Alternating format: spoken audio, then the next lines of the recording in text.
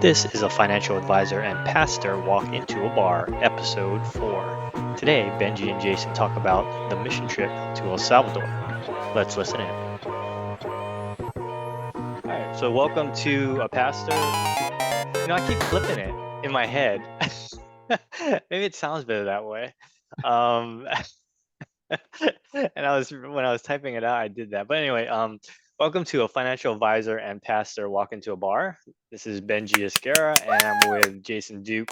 Jason, the pastor, I'm the financial advisor, and we're going to go and talk about something a little different today. We were talking about mission trips on the last episode, and I had just come back from El Salvador, and Jason and his son are getting ready to go to their mission trip to Guatemala actually next week. And we thought we'd go ahead and share some of our experiences, Jason, when he comes back, and then me today. And so that's what we're going to do today. A little different, but really tied to, I think it's probably tied to the giving portion of conversation that we had, because we talk about talents or gifts as opposed to just financial gifts. Yeah. And so giving. And so if we're giving our gifts of time and maybe some other qualities that we have. That's something that we have, or that I experienced on the mission trip. But what we're going to do today is just talk about. Jason's going to ask some questions as the opportunity for both of us to learn a bit more about the mission trips that we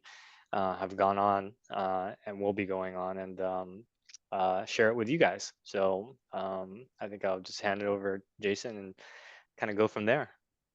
Very cool. No, I'm excited about this. And you kind of made that link there of like what is this, how does this engage with the financial discussion, if you will? And I Yeah, was kind of thinking about that before you were talking, and I'm kind of excited about this from the standpoint, I'm like, it has everything to do with it. yeah. Generosity Oh, and yeah. as you talked about, stewardship and giving. And I know for us in our fundraising of the mission trip that my son and I will go on, and I know this was true for you guys as well, that just the trip was made possible because of the generosity of other people. And of course, Right. there's some personal funds that always go into this, but a large piece of that puzzle is the generosity of others, and their financial stewardship is now a blessing to you, and then allowing you to be a blessing to other people. So I, Yeah. I think it all links together really, really well. So Yeah, and what? that last point that you talked about, it was really connected to it just recently came to me yesterday when I was talking with my wife about how one of my friends had blessed me and my kids right before the trip, the day before the trip. He said, "Hey, I want to give you guys a donation, really specifically to you because of out-of-pocket costs that are going to come in. You go to the airport, you guys need to prepare for the trip, and um, there's a day where we do go and find souvenirs and that sort of stuff, just to be a tourist, just for a few hours, and not just be on mission." But he just said, "I wanted to bless you guys with some cash," and so he gave a donation outside of the regular donations we're collecting. And I just thought the same thing. With your trip coming up, I figured, actually, I don't know if I thought it, but I'm pretty sure the Holy Spirit put on my heart just to remind me. And I talked with my wife about it, and then she said, "Hey, if God's pointing you in that direction, go for it." And so that's what we did, and figured, that's just kind of the way God works, is that Yeah. we go ahead and give, and then we're put into a position, maybe not logically in a position sometimes, because we think, I don't know if I can do this, but we're put in a position where we can give, right? Yeah. And then that choice comes up: are you going to give? And I think of that scripture. I don't remember the reference. I typically Proverbs don't, but it's three the one where it twenty says that if seven somebody comes to you 28. and asks you for something, but you don't withhold, right? If you have it within your means to give, you should give at that point. That's what I got out of the scripture, is that if you've got something to give and somebody's asking you uh, to give it, right? But they don't know about it, but you do, Yeah. you should go ahead Yeah. and give it and not wait. So that's one of the No. things that I thought about. But yeah. That's Well, we are very, very grateful to you and Shy both for y'all's generosity towards us and our trip and opportunity to go to It's our Guatemala. pleasure. So Yeah. thank you guys again in that. I was even thinking about something before we kind of switch gears, but I was just one of the challenges that I think you just expressed and that God has done in our life at times as well is that conviction, that Holy Spirit conviction. Hey, I'm calling you to do this. I'm calling you to give this. I'm calling Yeah. you to go here, whatever that may look like. And of our own natural mind, you're like, financially, that doesn't work out. Yeah. That doesn't compute because you're asking me to be sacrificial in this, or you're asking me to go talk to this person, and I don't like that person. They've offended me, God. Why would there's things that the Holy Spirit convicts us of doing, and on the Right. financial side of that, I know there have been times in our life where God has said, "Hey, I want you to do this," and I'm like, "Hold up, do you really?" And He's like, "No, I've called you to do this. Do you trust me?" Yeah. And I think back through all those different times in our lives when whether it was a matter of a few $100s or more, I never walked away from that experience. And I don't think I've ever talked to anybody that's ever walked away from that experience that God's called them to be sacrificial or just to do something above and beyond and they've regretted doing it. Yeah. Or it has put them in such a position that God did not work things out in such a way that God did not provide. He always figures out a way to provide when you trust Him. And it Right. may not always be the easiest. And it's not always this, well, I'm going to give to God so I can get more. That's not always how it works either. But I've never been in a position where I've ever regretted, nor do I know anybody who's ever regretted being faithful to God when He's called them to do something special. Yeah. And I think that's exactly what you were talking about. And I think we talk about God's economy, and God's economy doesn't make sense, Right. but yet God's economy always works out somehow. And Right. that's the cool thing about God. So, but man, thank you for sharing a Yeah. second ago. And it kind of just prompted that in my mind. So all right, so let's switch gears for a minute. Let's Yeah. talk a little bit. I want to know a little bit more about y'all's mission trip to El Salvador, and basically, I had kind of three questions in mind that we can kind of get through. But those three questions are simply this: what was the ministry that you guys were partnering with, or Yeah. how did that whole thing work out in terms of how you went and who you went with? Two was what specifically were you guys doing while y'all were down there? What ministry opportunities were given to you or allowed for you? And then the third thing was, man, I want to hear a little bit about the kids, and Yeah. their experience and what it was like as a dad. Because I get to do this with my son for the first time.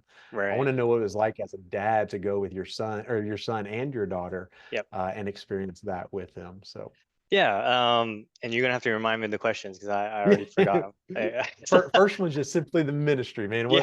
Who was it That's with? right. Who was the partners? All that good stuff. Okay, so we have in the US, the group that we partnered with who made this mission trip is His Hands, His Feet, and that's organization that I believe is based out in California. At least that's the corporate address. It's a small organization. I think it's less than five, and the one person that lives here in Texas, her and her son actually are working for that organization, Yeah. and she runs it actually. She lives here in Texas. We met through our Christian network, not through our church, but just the church, not the Yeah. corporate church, but the With a big church. C. Yeah, exactly. So we met that way, and my wife, Shai, had gone to the mission trip, the same mission trip to El Salvador with my oldest son and my daughter back in January. They spent New Year's over there, and they did Of 2023 or yes, 2024? 23 into 24. Yeah. So Oh, earlier so this year. just 6 months ago. Yeah, exactly. It wasn't that long Very ago, cool. and she had it was her first mission trip, and it was a great time for her, and she definitely had a great experience that the organization down there especially impacted her, and the organization that His Hands, His Feet partner with down there is Sus Hijos, and that organization works with the government orphanages so that the mission trips can go down there and interact and help the orphanages as well as specifically building homes for local people that are in need over there. And um, one of the place that we went to build a home it's I don't know. It was the first time that I went to a country that was. I knew this. I guess I knew it in my head. because I read about it. I read about it all the time. That you've got very impoverished groups that are in countries, right? And then you've got the other end of the spectrum, and it's a very big disparity. A lot more, if you can believe it, than it is here, right? And um, but to go and see it, it was a really different sort of experience than reading it. And it's this community was just right behind the highway. And, it's like the highway would probably be leading to the resorts for the tourists. So um, we would not have known it was back there unless you're really looking and see Mm, behind the trees on the highway that there are these communities that are back there. And we turned off the highway, and right behind the tree line was a dirt road. And then you've got all these shacks that were back there, corrugated metal, what we talked about a couple episodes ago. But the yeah. sides Now, and the Benji, top are made of. Yeah, go ahead. when you talk about these communities, Yeah. like population wise, are we talking, 10, 20, 30 people? Are we talking about 150, 200 or more? Ooh. What does that look like? That's a good question. I don't know because we were so focused on the one house or the one family, but I would say it's probably about 50 to 100 people that live in Oh, this wow. Okay. community. Yeah. Yeah. It's sort of like lined uh, right behind. It's kind of like, you think of a service road, right, on the highway, but dividing the service road is this tree line that's really thick, and but it's not an actual asphalt road. It's dirt, and then you've got these shacks that are behind there, and the shacks have no plumbing, no electricity. Mm, And when I know of plumbing, the bathroom itself it's literally a hole that's in the ground, yeah. that's a few feet away from where they're living, which is, I don't know, maybe about 5 by 10 if you think about what the shack is somewhere. And some Something of them are extremely just, small. yeah, and it's like probably like three walls. Some of these places that I saw. Um, so yeah, it's very different. And but yeah, I kind of went off on a tangent. But that's what the organization Susihos works down there with the orphanages. They have also worked with adult homes, which is one of the places we went to. Adults with disabilities.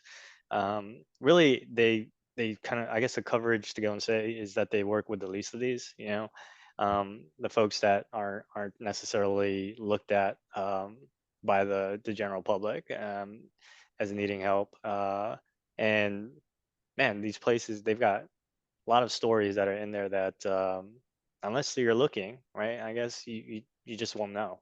So but yeah, those are the two organizations, His Hands His Feet here in the US and Susi Host down in El Now, Salvador. uh, so a couple questions for you on that. So Yeah. Seahos, you said that name a few times. What does that mean? Oh man. I I should have stumped looked that you. up. I think it's his children. His um children. Okay. I think that's what I'm gonna have My to edit bad. that. I should have asked that one beforehand.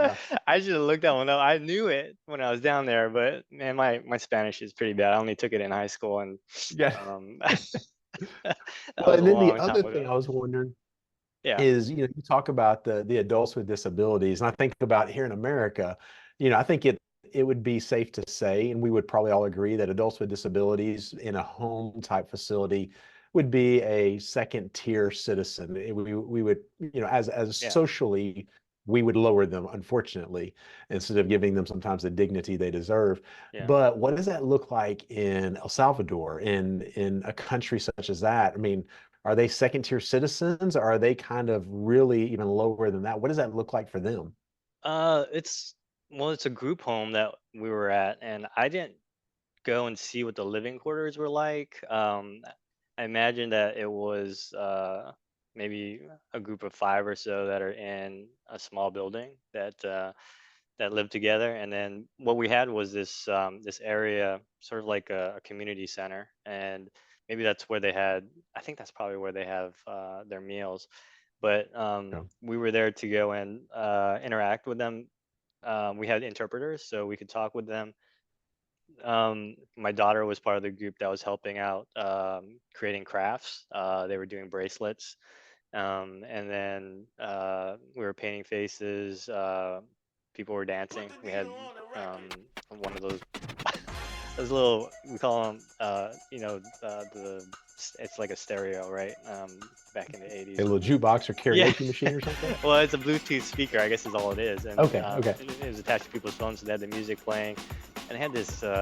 All throughout the whole week, there's this duck dance. I don't know, you'd have to look it up, but it seemed like everybody knew it. I mean, all the kids knew it, and then these adults seem to know it too. So, but they're just playing this music, the dance. It's just like a little party, I guess, that we were having with them, and they enjoyed it.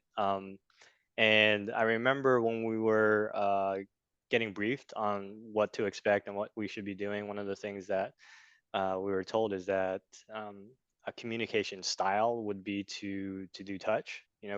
Hold their Oh, hand or put your hand on their shoulder, give them hugs, that sort of stuff, because they don't necessarily get that all the time, or maybe they mm, haven't got it in a while. So I yeah. did have an interesting encounter, and I don't say conversation because I didn't really talk with this person.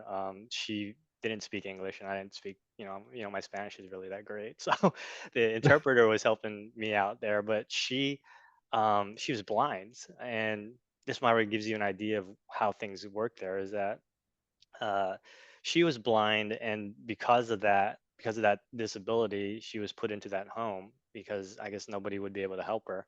um, but she's extremely smart, and what they had told me, the interpreter had told me, is that if she was in any other country, that she probably would be living a normal life, but because where she is in El Salvador and the way that they handle this particular um, disability, I guess, is that they would just place those people in homes because that's the only way they can take care of them.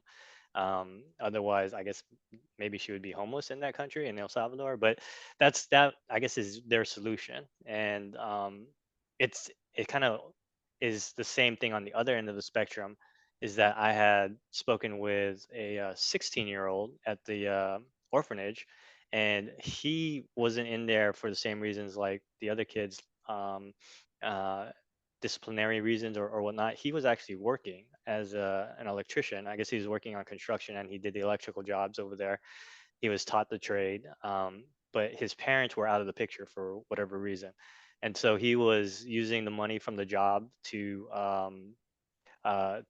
live, buy his groceries, have an apartment, and the apartment was provided by his employer, but he was paying the employer the money. And I guess somebody that saw him figured it out, and they reported him to the police. And police came, they verified what was going on, and they took him and put him in the orphanage because he didn't have any parents. And so he's going to have to stay there until he's 18, and then he comes out. Mm, No guarantee that the job will still be there for him when he comes out, but because of the fact that he had no parents taking care of him, he was required to be taken into the state and put in an orphanage. So that's that was his story. So it was a little disheartening to see him having potential, right? And then he's yeah, now put into a position where he has to really stay focused, on yeah. what he needs to do to get out.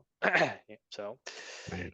yeah, so Well, tough. well, and you said something about the touch, the importance of touch, and that's Yeah, something that they don't. I think your exact words were that's something they don't get to experience a whole lot. And immediately, as you talked about that, my mind went to Jesus, yeah, and you think about many of the miracles that he did, or even just walking through a crowd. Jesus would touch people, yeah, and healings would happen through touch, but there was something, even apart from healings, there's just something therapeutic, there's something communicating love in the midst of touch. And I never really thought about it, until you said it, that's not something they get, yeah, but yet that's what's so encouraged when you have an opportunity just to hold their hand, sit with them, touch them on their shoulder, and I think about me, I'm a physical touch guy, that's my love language. yeah, And I think about it when I just meet people, greet people, I shake their hands, I give them a hug, but that's how I communicate love, and it's very natural for me. But I've never thought about the idea of how much I actually need that too. right, And so it's like in the midst of doing that, I get that from people as well. And so it responds love to me But man, what would it be like if people didn't do that? And if Yeah. as one who needs it, man, so I think about just what you guys did and how impactful. What were some of the things when that would happen? Were there expressionable differences that you could see on people when you would touch them in that way? The with the adult home, it kind of varied because some of them just didn't have, I guess, the ability to express, Mhm. when they were. But there were quite a few that if you just sat down next to them and you started talking to them, they were surprised or happy. I know that there was this one lady.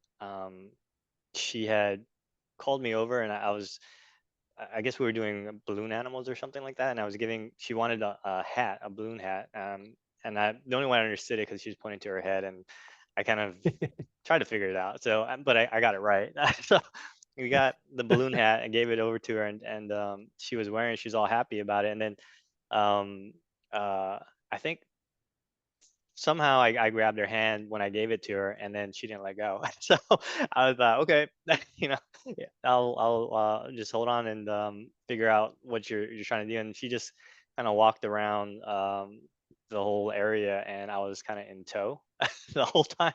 Yeah, Um, and it was just one of those things that I didn't really think about, but again, thinking about what we were what they had told us in the beginning was, yeah. uh, I don't know how long it's been since she may have had somebody to hold her hand or something along those Mm, lines, right? And yeah, um, one of those things that I've learned here, at least with the fostering and some of the things I'm involved with here, is that there's things that you miss in your childhood, and if you don't get it in your childhood, it sort of expresses itself as you grow older. And yeah, if you're an adult and that missing component has never been addressed, it's somehow going to try to get addressed through you, at yeah, least in a certain way. And um, I would just think that us doing the touch or communicating, and if they've been put away, I guess is a good way of putting it. If you say these homes are here, if they've been put into this environment and separated from their families or from just friends in general um, for a long time, then it's one of those things that they could be yearning for. It's just, but yeah, they've not expressed it, or not known how to express it, or they just haven't had the opportunity, right? Um, yeah, so I don't know how often our groups come into places like this, or how often um, they come and what kind of effect it has. But for those folks, it sounded very. The people that we talked to, they seemed very very happy that we were there for them. So that's yeah. awesome. Yeah. That's so cool, man. Well, hey, I appreciate you sharing about some of your experiences. You talked a little bit about hands and feet, and or his hands, his feet, and Yeah. the ministry and what they do, and some of the opportunities, and even talked a little bit about some of the things that y'all were able to do. But I want to know about the kids, man. What was it like as a dad Yeah. to watch your kids do this, and just see it to your wife got to experience it with them earlier in the year. What Right. was it like for you to be able to do it? And, emotions, feelings, experience, I mean, all that good stuff. What was it like as a dad just to experience that with your kids and to see them participate? It was it was great. I wanted to make sure that uh I'm a military guy, veteran, and so I've got this And thank you for your idea of service once again. well, my pleasure. But the thing is that I like structure, and so I try. That's just how it goes with my kids, is that I try to take control. And when I was down there, I guess everybody tries to do that, but it's a lot more just because of my background, I would imagine. And so going down there, I wanted to make sure that I was conscious of not trying to be so controlling about what they're going to do.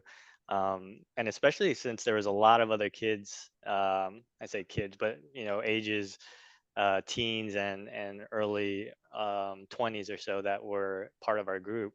Majority of them were, and I figured that they could probably learn from these others that were there, who were pretty strong in their faith. The other teenagers that were there, and young adults. And so I thought I needed to go and let go. And, I prayed about it and asked, help me to not put my hands on it. Right. And um, to see Diego go and do, my oldest son, to do his thing of, you know, volunteering for stuff like feeding the homeless and going to do it, even though it was optional to go. He did it all 3 nights that it was there without me having to tell him about it. Was great. It was. Yeah, I'm proud of him for taking that opportunity to go and do that. Um, the other thing is, Dominic, who is very introverted. She, my daughter, is she opened up down there, in front of the whole group for a testimony share, which was a little surprising for me because I didn't think she would. And then, the thing she shared was, she talked about an encounter with Jesus, which I had never heard before, which was it's pretty amazing. I That's didn't think awesome. I'd hear about anything like that. So, That is and so after cool. that, she started, sharing to a lot of other folks, and in front of a group, sharing, just having conversations with people in front of groups. And so she opened up quite a bit. It's like, you see growth. I saw a lot of growth when I was, down there in my kids, which probably was already there. I just never noticed it. And Yep. this was an opportunity that, God gave me to go and see how much my kids have grown, since in my mind, they were being stagnant. They really aren't. Yeah. So yeah, it was, eye opening, for me as well, in that sense. But, um, That's awesome. one of the things I wanted to share on that note with the kids is that too. I shared this a little bit in one of our episodes. Is that, most of them were adopted. I say most, a lot more than I was expecting, in terms of the teenagers that were there, being adopted, the adults that were there being adopted, and then me coming in as a parent who adopted. Um, it was like a perspective change. I've met people who were, adopted before, but having them this close and having conversations with them, and getting to know them, um, it was sort of like, I guess God was trying to show me a different side of what we've been experiencing as adoptive parents, and so that's one of those things. And I think my kids, being birth kids, living with adoptive, siblings, right? I think they had the same sort of experience that I had, which is just a different perspective. That God was showing us another side of what, we've experienced over the last 5 years, since we adopted our two younger ones, right? So, uh, I think, God had a message for me, in regards to what's happening here, and it Yeah. took me going there to see it, which is kind of wild to think, right? Yeah. So Well, I appreciate you sharing that because it's interesting how God can use. I don't know the technical miles of how far it is, but let's just say it's 1,000 miles. God can use 1,000 miles to teach you a lesson that He could have taught you right here. yeah, But there's something about the experience and with your kids and the opportunity for them as well. yeah, And yet God in His graciousness had something far greater planned than what you initially thought was the purpose of this trip. yeah, And it's cool how when we seek to be in tune or aware. And it's kind of like that passage in John talks about, remain or abide, this idea of, right, of remaining in God in order to be in tune or to be aware of what He's doing. But when we seek to be in that place, then all of a sudden other things get learned and experienced and understood that yeah, you had no clue. I didn't even know I needed to understand that. I didn't even know I was ready for that or needing that. And yet God spoke to you in that way. And that's really, really neat to hear how He did that. yeah. Um, when you think about that, and what the kids got to experience as well, what things have you seen in them since coming back from this trip? Um, Hard to believe it, but because Diego and Dominic are really close, but they seem to be closer, since they got back. The It's a time that they shared spent together. experience. Yeah, yeah, exactly. And, I think. Diego has said that this trip was a lot different than any of the ones he'd been on before. This is his fourth mission trip that he's been That's on, and awesome. yeah, and he just said he's praying a lot more intentionally, Mm, I think, and I guess from what it sounded like to me is that he's gotten closer to God. He's gotten closer in his relationship since this happened, and Dominic seems to be a lot more open in her conversations. that's Um, awesome. I guess a lot might be an exaggeration on my part. More than normal. Yeah, exactly. More than normal. So yeah, I've seen some changes, and I guess I see a lot of change in myself. I think what we talked about too a little bit is, with this podcast starting around the time, maybe a few weeks or so before I went on the mission trip. I kind of had a mind bend in terms of, perspective on money, especially the last one we talked about with the shrewd manager. And then now coming back, it was sort of like these ideas were being put into my head, and I was wrestling with it while we were doing the podcast. And then when I got on the mission trip, it was sort of like experiencing those ideas while I was down there and those concepts. And it was sort of like God saying, okay, so now this is how it works. And um, I was thinking, man, that's crazy. And then I come back here and it's like, what are you gonna do? I think I explained this to somebody before, and you have a race or God's making you go on a race, it's a struggle, right? And it's like a 50-mile run, and you've got a 100-pound backpack that he puts on you. So it's a big struggle, and you're going through it, you're having a hard time, and all the while, I'm asking God to help me get through all of this and finally get through it. And he goes and takes the backpack off, and it's time to go, right? And he's saying, what are you going to do? Are you going to go and uh, go back to what you were doing before you ran this 50-mile race and didn't have the backpack, or now that the backpack is off, are you going to start to run? And that's one of those things that I feel like God was probably pointing to me, is that I guess that I'm with you, that He's with me, and He's always going to be with me, even if that 50-mile race is in front of me, that 100-pound backpack is on me, or if it's not. And He kind of strengthened me during that struggle, right? And so Awesome. now that things are a little less difficult, there's another 50-mile run, but now you don't have that huge weight on your back. How much more are you going to push? I think that race, right, where Paul was talking about running the marathon, run to win. And so here's the marathon that's coming up, and I don't have that 100-pound weight on my back anymore. So it's kind of wild to think that that's what um, he might be trying to tell me, is that you can do it with that heavy weight, and you can do it without it. So Yeah. it's kind of just a crazy, crazy idea that comes into my head when I think Yeah. about it.